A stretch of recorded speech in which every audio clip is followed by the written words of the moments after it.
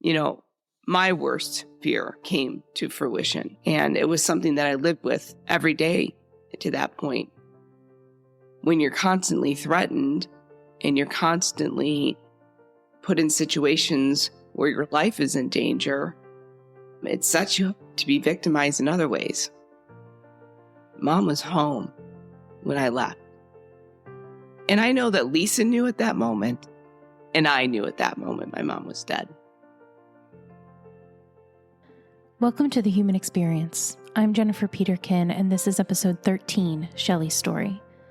Shelly is an author and activist that I had the pleasure of meeting last year while she was being interviewed on Suffering in Silence radio program. Her story is nothing short of amazing, and I'm so grateful that she sat down to speak with me. Shelly recently published her memoir, Beautiful Ashes, which is the topic of our conversation. Beautiful Ashes is the story of how Shelly lost her mom, her dad, and even at some points herself. But through it all, she has developed a strength and wisdom that has been born of that suffering. Be sure to check out the show notes for links to Shelly's book and her social media. I do want to offer a trigger warning before we begin, as this episode does contain conversations about domestic violence, sexual assault, rape, murder, and suicide.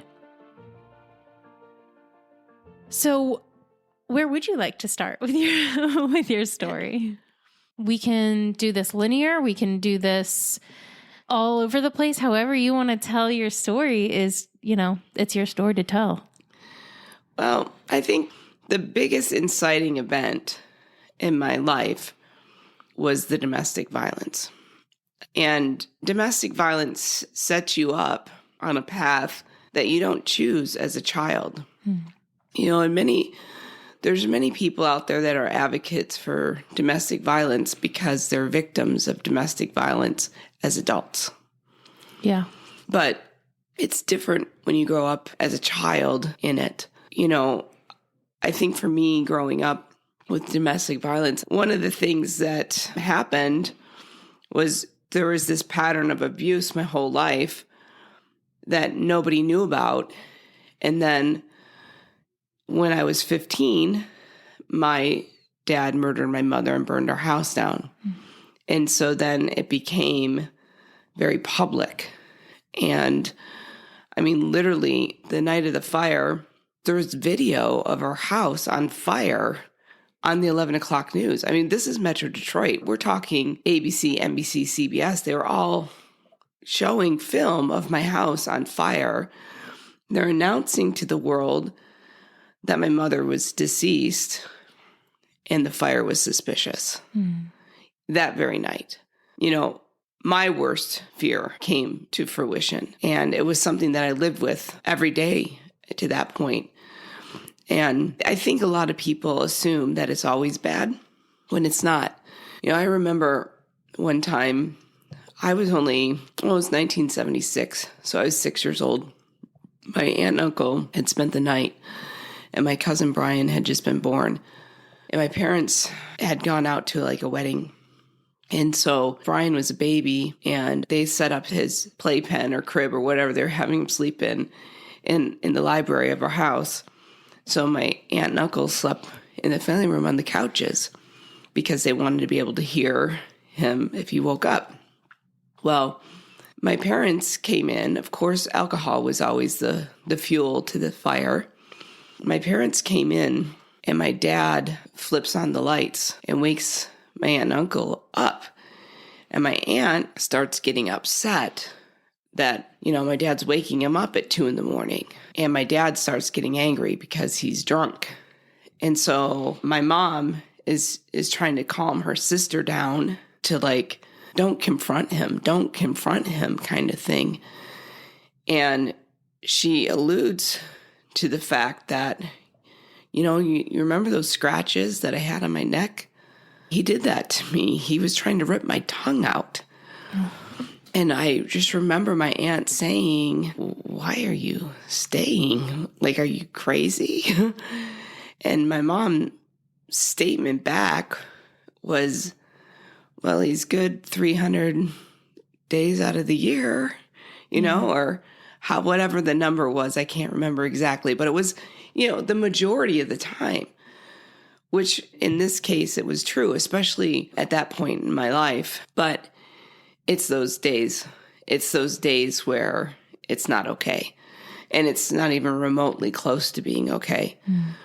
And every single day becomes the walking on eggshells and the potential for it to not be okay. And when you're a kid, you don't connect the dots. I mean, you learn early on that it's connected to alcohol.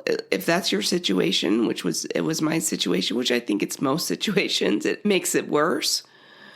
But you also assume that you're flawed. You know, dad must not love you. I mean, my dad started threatening to kill us and burn the house down.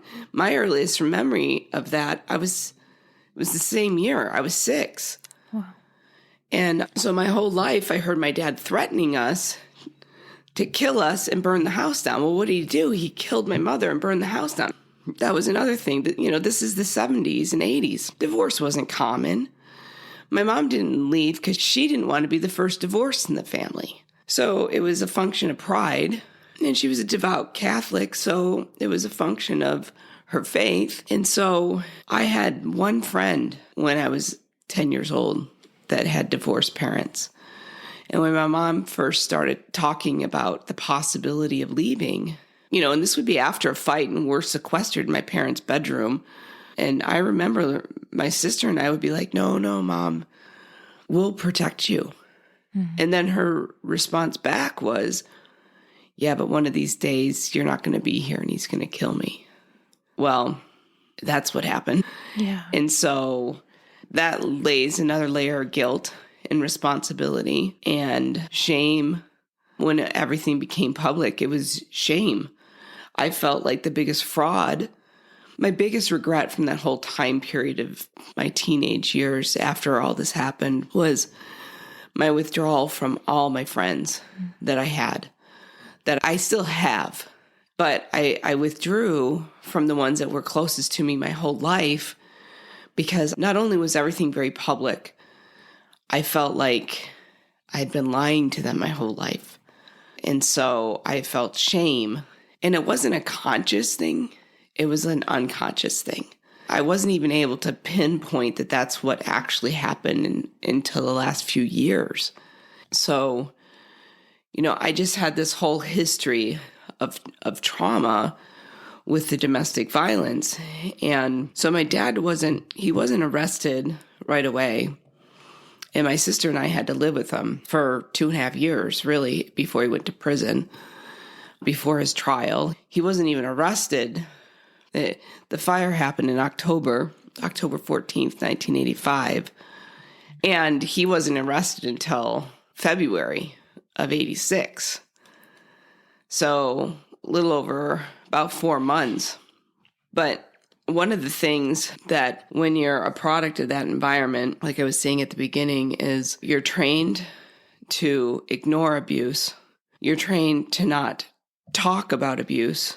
And you're trained to accept abuse when you're constantly threatened and you're constantly put in situations where your life is in danger. It sets you up to be victimized in other ways. Mm. And so I also was a victim of molestation as a child and rape as a teenager. I don't even know how I survived being 15. My grandmother was born in Scotland, and she still had family there. So she would go to England, Scotland, Wales, she would go every year to visit family. So July, before my mom died, July of 85, we went on this month-long family vacation to England. And while we were there, at the end of the trip, we were staying with my mom's cousin in the south of England. And my mom's cousin had 2 sons that were roughly my age and my sister's age. So, there's no drinking age really in England. And we asked if we could go to this young adult teenage nightclub on the edge of town. So my sister and I went with my cousins, and I start dancing with this 20-something. I'm 15. I'm thinking I'm cool, drinking my first legal beer. And I end up getting raped in a field outside this bar. And so that happened in July. Then my mom's murder was in October. And I talk about this in my book. I just published my memoir, Beautiful Ashes, to hopefully give people some hope that you can overcome adversity. And so after the fire, we moved into my best friend growing up, Linda's house, which was right behind my house. Well, that was horrible for multiple reasons. I mean, I could look out my window and see my burned out house. It was weird living in my friend's house that I practically spent every day of my childhood in. And then my dad started sending me to the burned out house to get canned goods. It was like a horror show. And you talk about the worst haunted house you've ever seen. Yeah, wow. Is going to the place where your mother died in the dark. And we're talking November in Michigan. I'll never forget the smell. And I can't even articulate what the smell is. It doesn't smell like a bonfire. A house fire doesn't smell like a bonfire. And it wasn't just once. It was time and time and time again. And so I was also having like reoccurring nightmares at this point because of it. Because what happened in the day of the fire is I knew that my parents were going to get into a fight, or I suspected that they would, because there was an incident at school earlier in the day with my sister. She was a senior and I was a sophomore.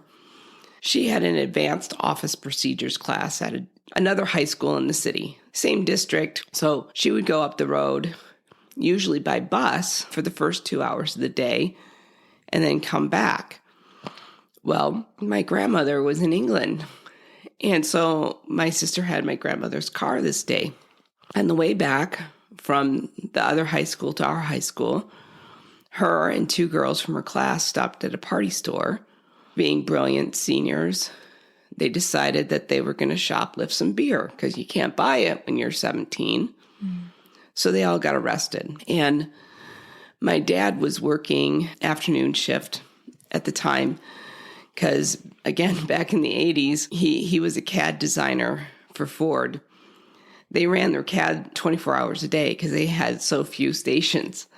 So he ended up on afternoon shift. So he was home and my mom was at work, and she obviously couldn't go get my sister. So he went and got my sister from jail. My mom didn't know at the time that was happening. Lisa didn't even, she was just the driver. She was just with them, but she got arrested too.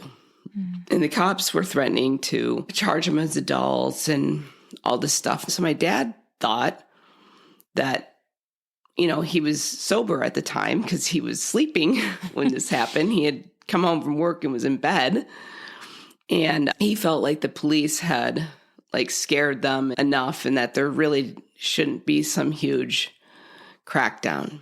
So apparently he had made this deal with my sister that he wasn't going to say anything to my mother until they could sit down and talk about it together. So Lisa came back to school. We both were on the basketball teams. She was on varsity. I was on junior varsity. So her practice was right after school, and mine was after hers. So I came home on the bus. Well, by the time I got home on the bus, my dad was hammered. His favorite drink was a Manhattan. I knew how to make them by the time I was 7, probably. And so he was standing in his bathrobe in the kitchen making meatloaf when I came home off the bus. And he starts talking to me. And I hadn't seen my sister, but I had heard rumors what was going on. It was high school after all. I knew that there was a problem. So when I got home and I saw my dad's demeanor and his state, I'm like, oh, okay, danger. So then he starts crying about where he went wrong as a parent as he's sloshing. I'm like, oh, crap. This is not an emotion I'm used to seeing from my father. So I try to escape just to avoid him. I go upstairs and I'm trying to make driving arrangements for practice and whatnot. My friend was going to pick me up, her parents anyway, and my mom would pick us up from practice and drive us home. So I called my mom at work to make these driving arrangements. And she asked if my dad had left for work yet. Of course, I say no. I should have said yes. I say no. And so she asked to talk to him. Well, this is another thing I should have done. I should have listened, but I hung up. But I snuck into the hallway so I could eavesdrop, at least hear half the conversation. Yeah.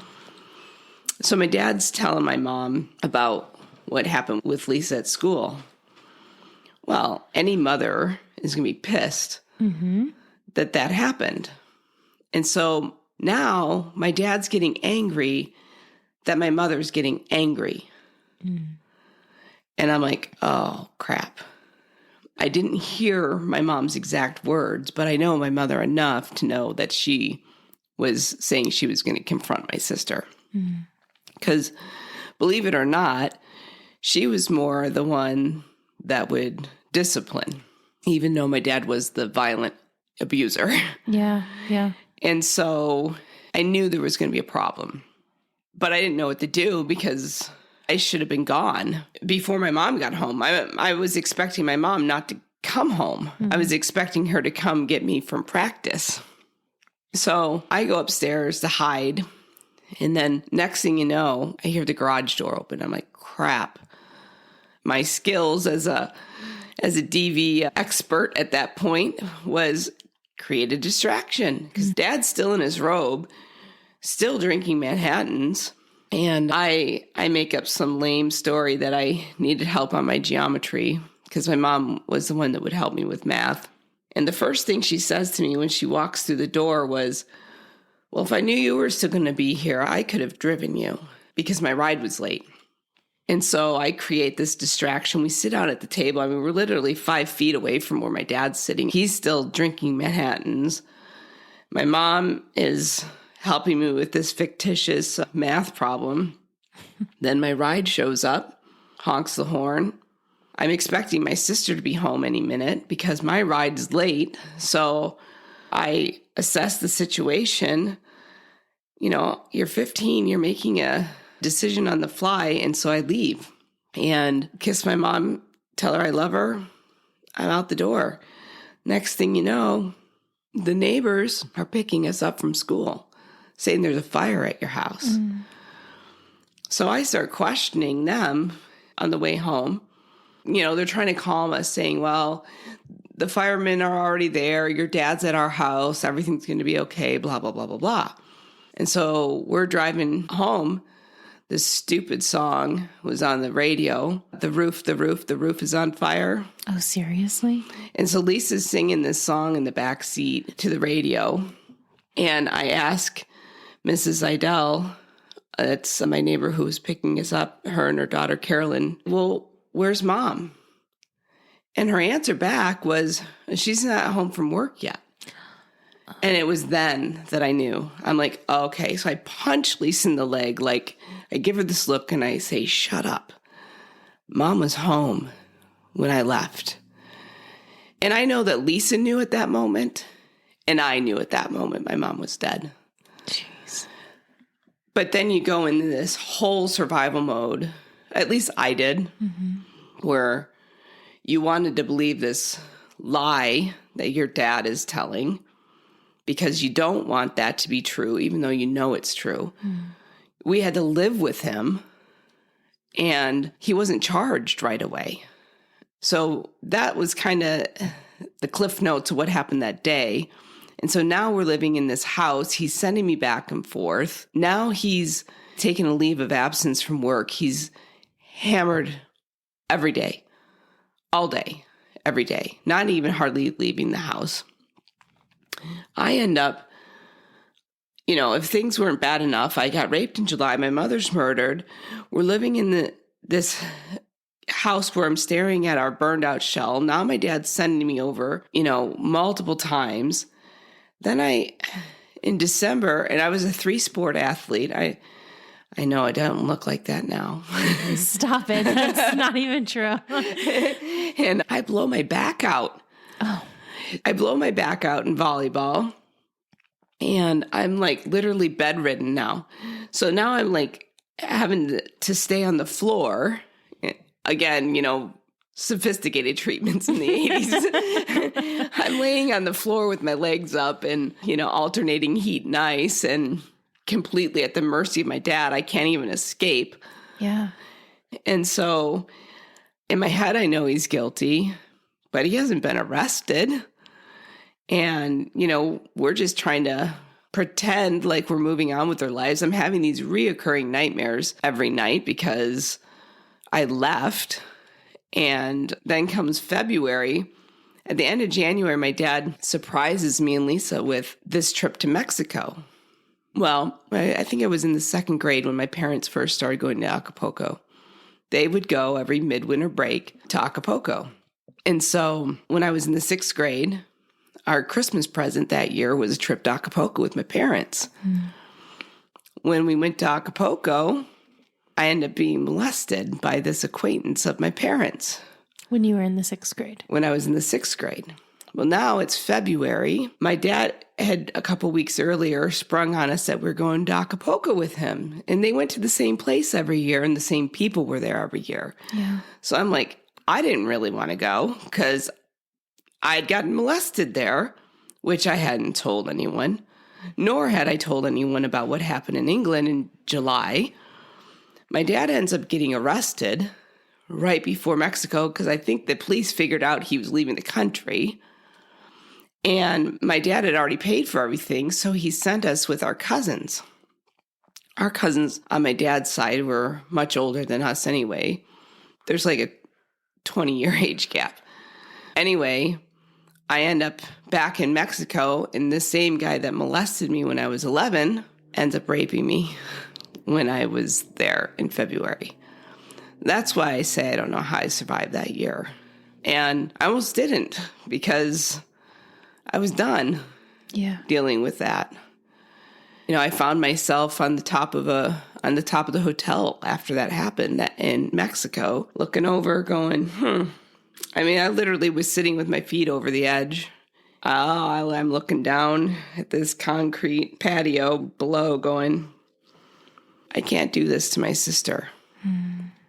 So the two things that prevented me from doing that was not because I wanted to live, but one, I couldn't do that to my sister. And two, I'm not going to make somebody else clean up that mess. Those were the only two things. Wow. And then, the hits just kept on coming. Yeah. And coming and coming and coming and coming and coming. I mean, literally, it takes 12 hours to narrate my book. Yes. And I had to cut so much out of it because there's just so much. The trauma just kept coming. Medical issues. I started having medical issues as a teenager too. I'm on my back. I blew my knee out. So I've endured a lot of different. I like to say it's a cornucopia of trauma. So I mean that does sum it up quite nicely. I've read your book, Shelly, and it's a lot. It's beautiful. It's heartbreaking. It's harrowing. And you have the kind of story that you can't believe people survive, but you're sitting here today and you're telling your story, which is even more incredible. But growing up in that environment, what is it like to know that you not only have to kind of play an adult role in the house, but to walk this line of being afraid and also being a protector? You and your sister both felt like you needed to step in and protect. And your mom even expressed that at certain points as well. What is that like as a child to grow up that fast? Yeah, it's a responsibility. Lisa, she played the primary protector from the beginning. She used to shield me and my mother. And I started getting in the fray when I was older. But I mean, literally, until I was probably 9 or 10, she would send me to my room while she would be pulling my dad off by herself. She's only 2 years older than me. I mean, we would literally be intervening. I mean, physically intervening, pulling them apart and putting our bodies in between and pulling his fingers off of her neck because his favorite thing was strangulation. Which I think most of these idiots do, when they escalate to that. Yeah. Which it's not even a felony in most states, which is ridiculous. That is ridiculous. I didn't realize that. And that's another thing. There was no police reports, 0. So just because there isn't a report doesn't mean that it hasn't happened. Yeah. Anyway, you are afraid, but I guess it's just like this natural response. Yeah. That you're going to defend. And maybe it's safety in numbers. Maybe it's just, it's your normal. So you vanquish that fear because you survived it so many times. It's like Floridians, right? If they get a flurry, they're shutting the place down. But a hurricane, and they're like, oh, I'm going to batten down the hatches. Yeah. Sure. It's what you're used to. Yeah. In your personal situation, which, I mean, to be fair for you, was absolutely extreme. I've read your book, and I don't know if you necessarily touched on this. Was your father violent towards you and your sister, or did you find yourself more in the fray between your parents? Not that there wasn't violence in the house affecting you, because obviously was the case. Both. My mother was the main target. There was instances where I was hit, but I don't think he would have hit me unless we were in the middle of something. I mean, there was a couple instances where he did, but not anything that I would call significant. But the way that my father treated me was completely different than how he treated my sister. He was way more verbally and in every way abusive to her. And then after my mom died, she became his outlet. Yeah. I had to prevent him from killing her. And I talk about it in the book. I had a cast from my groin to my toes because of another injury, total knee construction. And here I am fighting him to prevent him from smashing my sister's head on the countertop. And he would tell her that she was going to be a loser and I was going to be successful. Oh, man. I mean, what she endured was worse than what I endured. But you're kind of damned if you do, damned if you don't, because then you almost feel guilty for not being the target of that abuse. Sure. Like a survivor's guilt type of thing. He truly was a Dr. Jekyll, Mr. Hyde. I mean, I'm an engineer by trade, but I love building things. I mean, I could build a house if I wanted to by myself, and I have all the tools to do it. And I've done every single home project that you can do. I do electrical, I do plumbing, I've done roofing, I've put in flooring, you name it, I've done it. And I know how to do that because of my dad. He taught me all those things, and I enjoy those things. So that's the other thing that becomes complicated about domestic violence. You have this intertwining of complete hell with things that are great.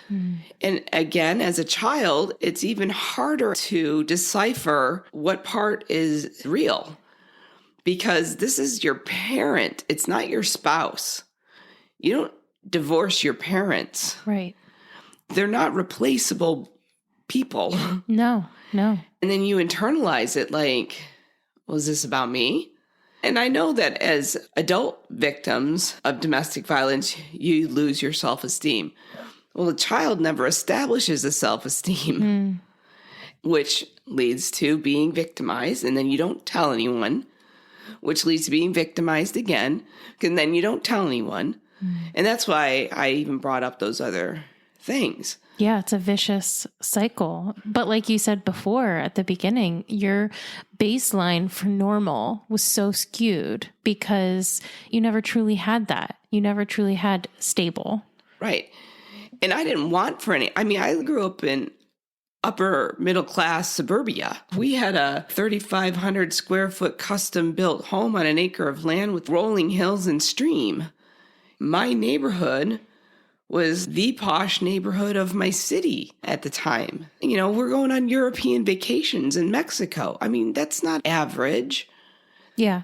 Your story breaks so many barriers in terms of what the stereotypes for domestic violence are, because you weren't living in poverty and you came from wealth in your family. And, you had all of these things that should have set you up for success, quote unquote, and it still happens. And I think it's really important that you tell your story because of that. I mean, that's not the only reason, but it's a really big reason, because people still today don't realize that domestic violence happens to anyone, anywhere.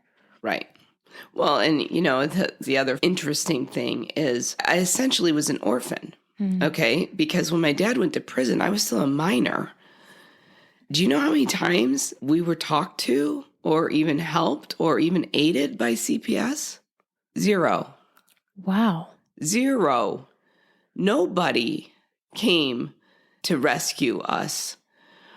My husband, for church, he has met a few people who read my book, and one of his friends, she's a professor. I can't remember her whole background, but she's been a professor, I think, in psychology, in social work.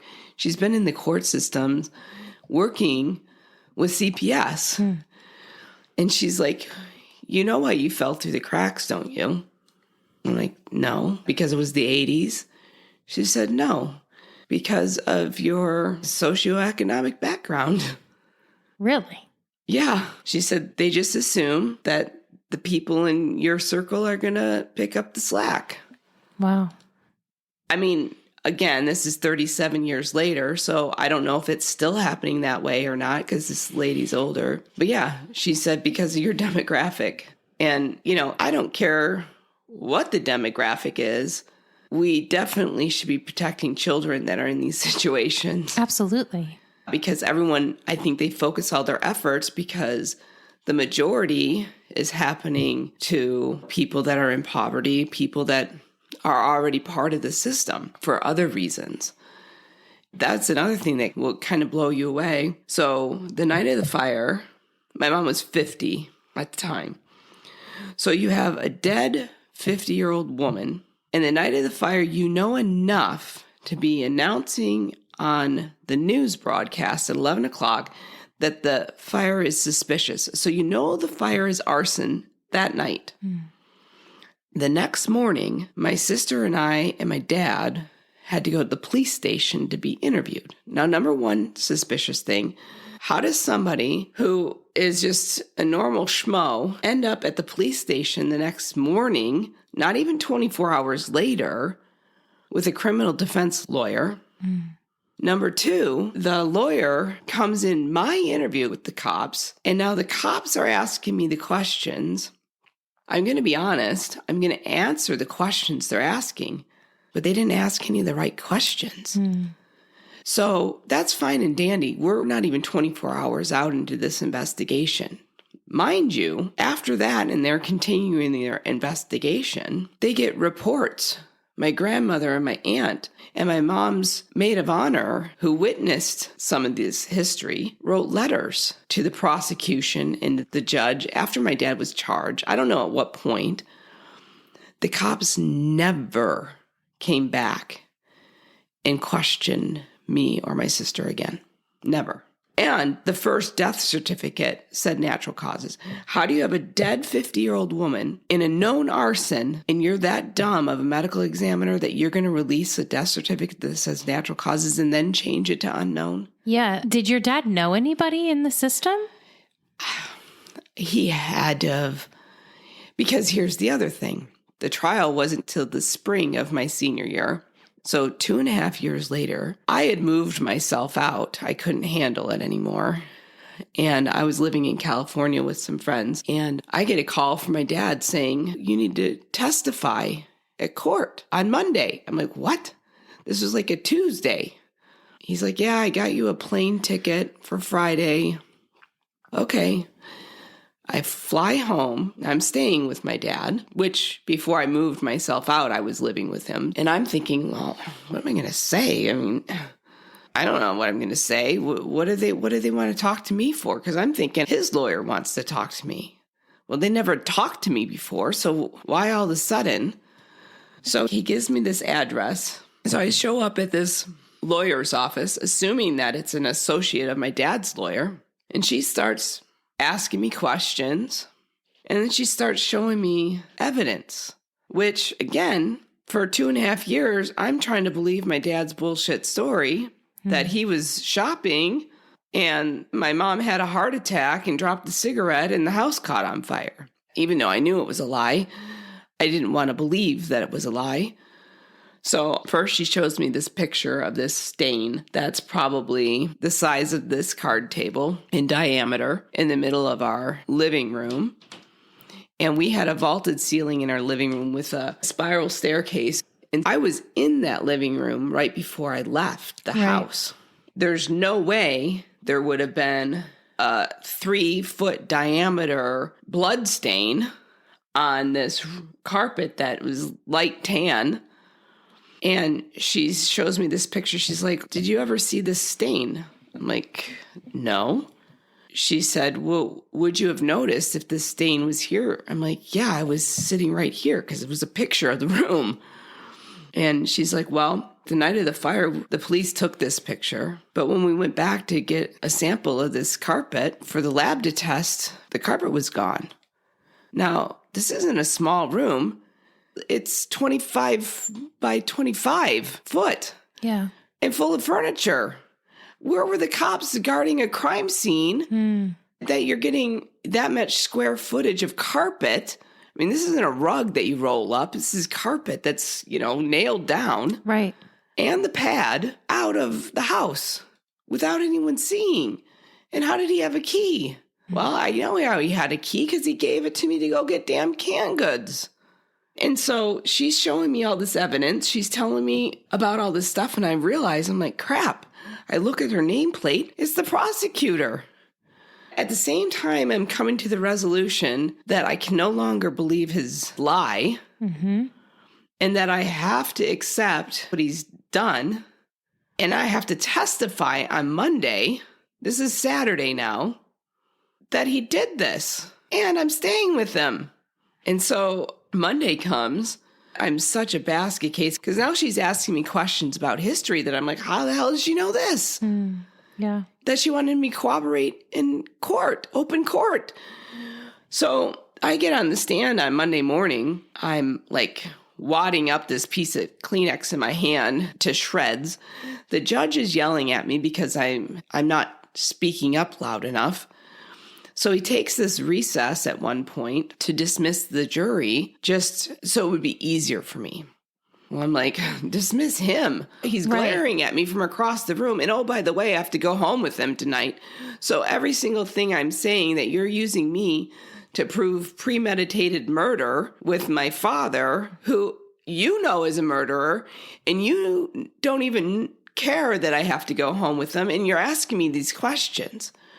With every breath, I know I'm putting a nail in his coffin. And so they asked me all these hard questions about the history while the jury was out. So they take this second recess to bring the jury back in. And I go to the basement of the courthouse to the cafeteria. Here comes my dad walking. I'm petrified because I'm thinking, oh, I'm dead. I'm dead. And he hugs me and says, basically, just say what you have to say. I'm thinking, who are you? Although I was relieved. Well, I put 2 and 2 together not too long ago why he was able to do that. Because when I started writing the book, I went to the courthouse to pull the transcripts. Well, after I left the stand and before my dad left the courtroom, his lawyer called a sidebar with the judge and the prosecutor and said, well, she only said that in the summer of 1976, he was threatening to kill them and burn the house down. She didn't have exact dates, so the judge threw out my testimony. What? Because I couldn't articulate as a 6-year-old that it was July 23rd that we fled for our lives. I only could remember it was 1976, that we were driving this car. This is how I know it was this summer. This is how I know I was this age. Yeah, I couldn't articulate a date that had happened 11 years previous as a 6-year-old. Wow. So every single thing I risked my life to say got thrown out. Well, my dad knew that when he gave me that hug. I didn't know that. I was petrified. I was petrified the whole time. Yeah. But that's the other thing that's bull. I mean, are you kidding me? When's the last time you had a fight with your significant other? You remember the date? No. What happened to you 11 years ago on August 10th? Yeah, I couldn't tell you. I couldn't even tell you what I ate for dinner last Thursday. Right. And as a child, too. I mean, not only that, but this was your normal. So while it was, I'm sure, terrifying at the time, it was also just another day. Right. That's absolutely awful. And you found that out after you wrote the book. While I was doing the research for the book, Wow. I found that out. Wow. Yeah, because I didn't have the transcripts from the court. Right. And I had to go to the bowels of the courthouse, look through 4,000 pages of microfiche. And it was $1 a page. So I didn't print 4,000 pages. I can tell you that. I didn't even read 4,000 pages. But I looked for my own testimony and, some other things. Yeah. You kind of already covered it, but I can't really get over this juxtaposition of feeling like you want to believe your dad's story because he's the only parent you have left. And you so desperately want to make everything okay. But then also being terrified to actually do the testimony and know the truth and being terrified to do it because you were subpoenaed, correct? Right. You didn't have a choice. Right. So how did you walk that line? It was a horrible. After I left the prosecutor's office, I was like in this 2-day funk trying to decide, do I protect my dad or do I protect my mother? Because I love them both. And I still love my dad. And I've forgiven my dad. I don't have enough information to judge him because there's reasons why he was an alcoholic. And I'm sure he had PTSD from the Korean War. His father was an abusive alcoholic. So the pattern of abuse started way before my dad. Yeah, trauma is generational. Yeah, and so to me, that's why God's the judge, right? Because number one, I don't have enough information. Where does the accountability begin? I don't know because I wasn't there. Even siblings, my sister and I are polar opposites. We're all born with our own strengths and weaknesses. So we all have the ability to cope with things differently. And we all respond to things differently. Forgiving isn't about them. It's about you. Being able to forgive somebody for that frees you and gives you your life back. It doesn't do anything for them because they're not accountable to you anyway. Yeah. My dad, he ended up not getting convicted of first-degree murder because they threw my testimony out. But he got a total of 13 years for murder and arson. Wow. He ended up dying in jail of cancer, but there's no justice. And so, like I said a little while ago, there's so much to my story that I could go on and on and on about the trauma. But the reality is, I've learned so much from what I've been through that I'm really honestly at a place that I wouldn't change anything. Now, would it be great if my mom was still here? Yes. Would it be great if some of these things didn't happen? Yes. However, I would not have learned what I've learned. And I mentioned I'm an engineer, so I've taken lots of physics classes. And one of the laws of physics is equal and opposite forces. That's a universal law. So if you have a force that's pushing hard in this direction, you have to push hard in that direction for it to equal out. And so I look at adversity now as kind of like exercise. It's like going to the gym. It's not for my muscles, it's for my character. If you do the hard things, then you can get stronger. It becomes a choice. You have to choose that you not only want to overcome things, but you have to know that you can. Yeah. You can choose to make something a stepping stone or a stumbling block. Because if adversity is the exercise that our characters need to develop, this is my philosophy, Christ-like attributes, because I think for me, that's the goal, is to become as much like Christ as I can. And I know not everyone's Christian, but to become as good of a person as you can, to develop your character. So if you're just using Christ as a model of what a good person is, of somebody with humility, patience, compassion, empathy, long-suffering, endurance, how do you learn those things? You have to do hard things. You can't learn patience without having to be patient. You can't learn long-suffering without having to suffer long. And I'm not trying to toot my own horn here, but the amount of empathy that I've developed because of what I've been through, I know is different. I'm not blowing sunshine when I say that when I look at somebody or I hear somebody else's story, I try to put myself in their shoes. I've never had a friend or a family member or hardly anyone in my life that's going through something hard that I can't relate to. And so therefore I can empathize. And empathy is a different emotion than sympathy because it comes with understanding. Yeah. Everyone needs to be understood. That's the whole reason why there's group therapy, because you're around other people that understand, because you can't articulate some of this pain. And so the things that I've gained at this point outweigh the things that I've lost, because I know that I'm going to see my mother again. I have seen my mother again. I talk about it in the book. I've had many experiences with her. And it started early on. I thought I was going crazy. It started 2 weeks after she was gone.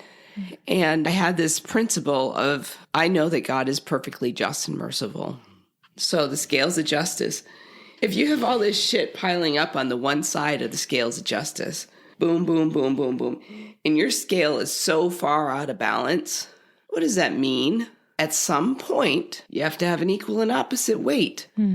So if this side is mired down in pain, suffering, sorrow, at some point it has to be offset with joy, peace, happiness.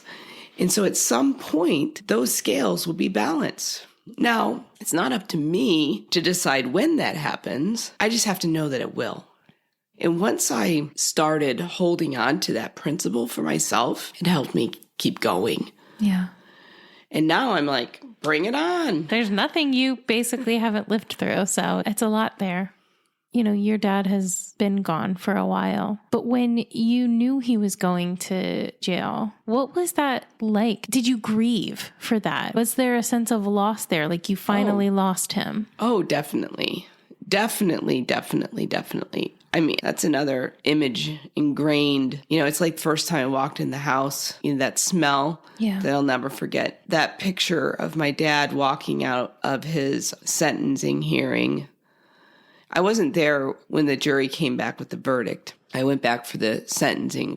He was in shackles. I mean, a chain around his waist. And I'll never forget, you know, his handcuffs chained to his thing and he's waving. That was goodbye. Was that the last time you saw him? No.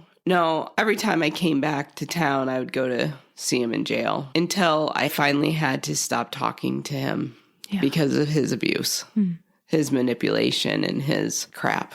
Right. Because even though that physical barrier was there, he still had access to your mind and your emotions because he was your dad and you loved him. Right. Yeah. That's another part of the story that's outlandish. So because the first death certificate said natural causes, he cashed in a life insurance policy. When he went to prison, we had 4 houses and 6 cars. And when I say hundreds of thousands of dollars, I'm talking like probably between $500,000 and $750,000 worth of assets disappeared. Oh. And so my sister and I, it was the summer before my sophomore year of college, we had gotten our own attorney. And I couldn't call my dad. He had to call me, collect. That's the only way, or write a letter. Well, my sister had talked to him. He had found out we got an attorney. He got pissed, like gets in this fight with my sister, hangs up on her.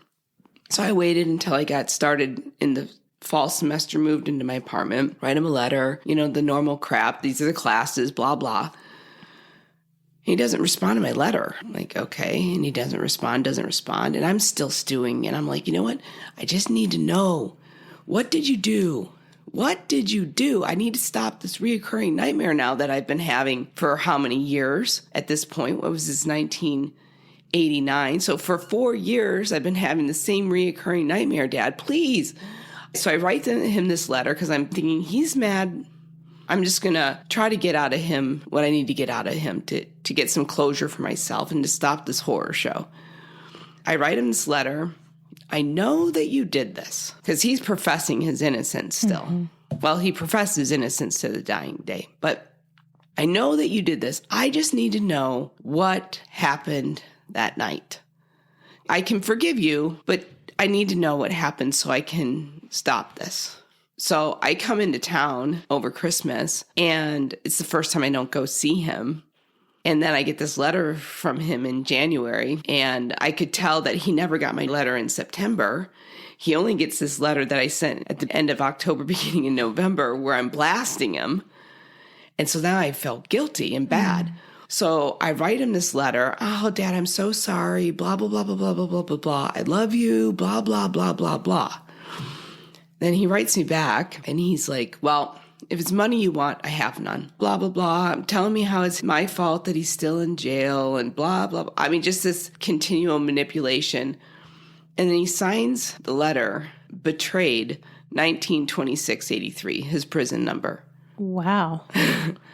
And mind you, this was after he stole my college money that I mostly had from my grandparents. He cut me off financially like a year before this, and I was literally not eating for a month. My friends were smuggling granola bars and apples out of the cafeteria for a month. I almost got kicked out, and I ended up homeless that summer for a couple weeks. I mean, it wasn't some long-term thing. But only because you had friends to help you. Right. And I'm feeling bad for him, and he doesn't give a crap about me or my sister who are orphans.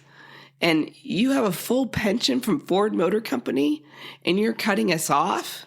You care more about your own appeals process than your daughters that are alone in the world and have nothing? And now you're going to sign this letter betrayed? So I had started therapy at that point, and my counselor's like, you got to choose yourself here. Yeah. And so that was the last time I didn't respond. Yeah. Good. I didn't respond. So that was in the spring of 90. And in the spring of 97, I had graduated. I had my degree in engineering. I had my dream job. I was an automotive engineer and feeling pretty, now I don't need you for anything, but I want you. I still had this fantasy in my head that I could have this father-daughter relationship. So I decided I was going to reach out to him, and I called the prison that I knew he was at last, which was across the state. And I called there, and they said, he's not here. I'm like, okay. And they're like, he's in Macomb. And so then it kind of freaked me out because it was close. He was in Muskegon, which was like 3.5 hours away. Now he's a half hour from where I live. Oh, wow, yeah. So I kind of shelved that for a little bit. Then I go on this boat trip with my sister and some friends. My sister starts telling me how he had been threatening to kill her when he got out of jail. And I'm like, oh, that asshole. I'm not good. I'm like, the hell with him. You know, this was, I think, in May. But then Father's Day rolls around, and I'm like, I was feeling guilty. And so I called, and they're like, well, he's either out for court or in the hospital, but we're not at liberty to tell you. He's just not here. And I'm like, okay. So a couple weeks go by, I go on this camping trip, and it was July 3rd. I'm on my way up north, and I just have this overwhelming feeling I need to do whatever I have to do to contact him when I get back. I'm even telling my friend this in the car. Well, that was the day he died. Wow. So when I came back from that camping trip, I got a phone call, and he was gone. Oh, my. How did you feel? Terrible. I felt like I didn't get to say goodbye to either parent. Yeah. So, yeah, it was terrible. Yeah. Gosh, it just reinforces how complicated people are and how complicated relationships are. Nothing is black and white. No, it's never black and white. Yeah. So, I mean, We could talk for hours because, like you said, it takes 12 hours to audiobook your book. I mean, if you can believe it, there's even more that happens. But I want to ask, why did you decide to write the book? In your book, you talk about how you kept quiet for so long and nobody knew what was happening around you. And if they did know, they did not know the severity. And your book leaves nothing to the imagination. I mean, you are very open and vulnerable in your book. So why did you decide to finally write it? Well, my mother asked me to. And I realized that I am in a unique position to be able to help others. And that's my motivation. I just want to help as many people as I can by sharing my story, letting people know that you can go to hell and back 100 times, 1,000 times, and still come back and still be okay. And still mitigate this path of adversity and get to a place where you can make all that adversity an opportunity for growth instead of something that can destroy you. But like I was saying earlier, it's a choice. When you're in the thick of things, you don't think it's a choice. You feel like it's being done to you. You get mad. You're mad at God. You feel sorry for yourself. You get stuck in the why. It keeps you stuck. But if you start asking, what can I be learning? It's not going to take a day. We're in the world of instant gratification. There is no instant gratification. The only thing that presents itself as instant gratification is cheap counterfeits. I mean, most of the quick fixes are a distraction and something that doesn't last. So there is no quick fix. It took me years, decades to learn some of the things that I've learned. I try to post 3 times a week on my website's beautifulashesmemoir.com. I try to post 3 days a week. I'll go through and look at inspirational quotes that kind of strike me and then give a life lesson because I want people to learn what I learned without having to go through what I went through to learn it. Yeah. And people that are going through some of the things that I went through, I don't want them to get stuck as long as I was stuck. I want to give them the information that they need to move forward instead of staying stuck in misery. I was praying to die every day for 20 years. I did talk therapy on and off for 15 years, and I was still praying to die every day. It wasn't until I found the right trauma therapy for me. I did EMDR, which is really popular these days. I did that in 2005, and that wasn't the right thing. I was too numb to even allow that to work at that point. So then I did neuroemotional technique, NET. That was my savior at that point. That's still not mainstream. I've done craniosacral work. All of these modalities work, but one might work for me and a different one might work for you. So you can't throw your hands up and say, I went to therapy, it didn't help. That's another thing they don't tell you about. There's lots of modalities out there. The holistic ones work. Talk therapy works for some people. It just depends on you and the level of trauma. But it takes a lot of hard work. It takes commitment.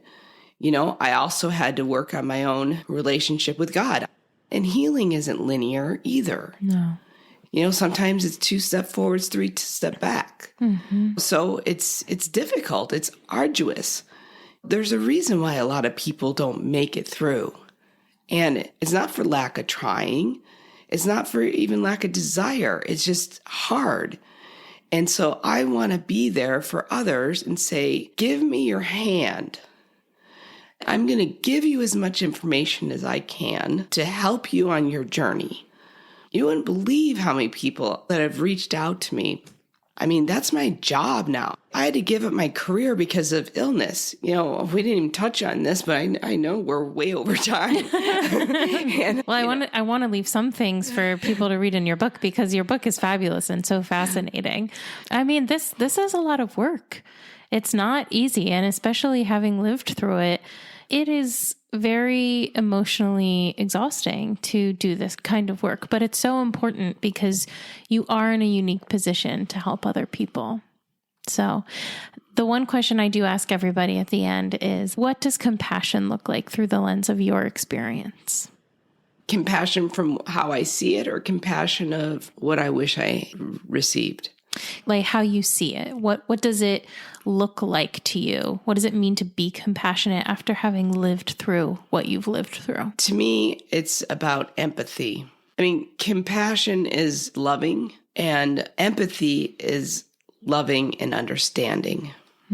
So for me, I tried to be empathetic. I just instantly try to see things from other people's points of view. Everyone needs to be understood. Everybody is doing their best. Whether you're going to think that their best is crap or great, they're probably doing their best. We're programmed to do our best. So if you look at things that way and you just don't say, well, this person's an idiot, we need to understand each other. We need to understand that we're not different. We're all the same. We all have the same basic needs.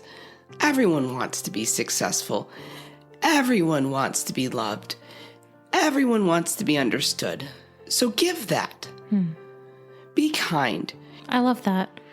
You never know what somebody else is going through. And so to say that everybody's probably doing their best just really offers a lot of understanding for wherever somebody may be in their life journey. So, well, I want people to read your book because I really love it. So you can find Beautiful Ashes on Amazon, Barnes & Noble, basically anywhere books are sold. Great.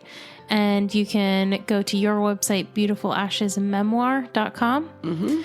And I definitely recommend checking out Shelly and her book.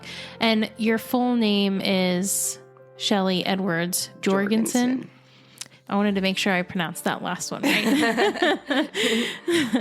But I really appreciate your time and just your openness and vulnerability. And I know that it's something that you've become well practiced in, but it's still an honor and a privilege. So I really appreciate it. Well, thanks, Jen.